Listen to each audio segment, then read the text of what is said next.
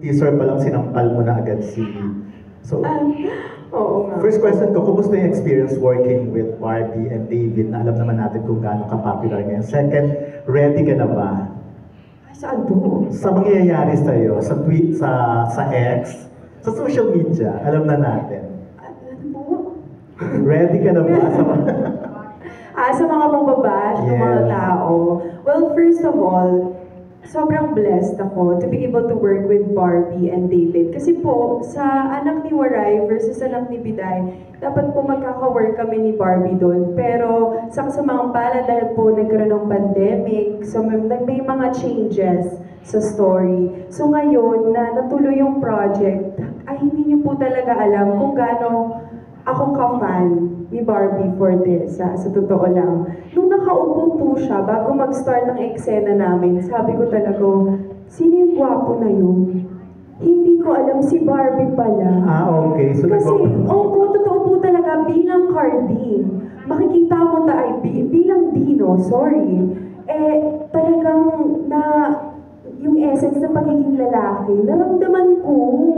Kaya excited ako sa mga tao na makita nila yung ibang Barbie na yon. At kay David naman, syempre, happy ako to work with him. Kasi isa din siya sa mga nakasabay kong mag-workshop nung nag-start pa lang ako sa GMA. And yun nga, ibang David yung nakita ko dito, sa totoo lang guys. Bossesan pa lang, ay, wala na. Taog na. Oo, kuhang-kuha yung boses, yung galaw, yung tindig. Iba talaga. Kaya it's something to watch out for other people at sa mga fans and supporters ng Barda. And yung about naman sa bashing, ako, wala akong pake. Basta kumikita ako, masaya ako. Okay, tama. Oo. Di ba, hayaan natin silang i-bash niyo ako ng i-bash. Yayaman ako ng yayaman! Charot! Hindi.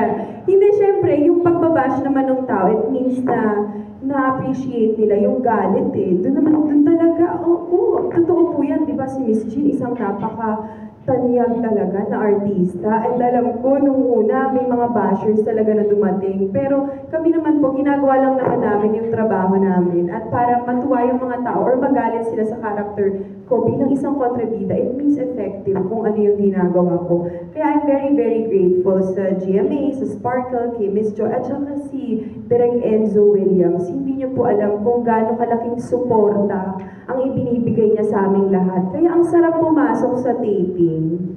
More to come. Ayun. Okay.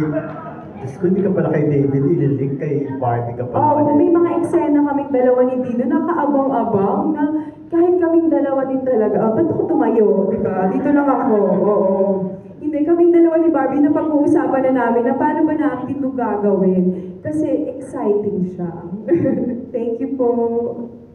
Ayan, good. Bongga naman sumagot ni Faye. Jean,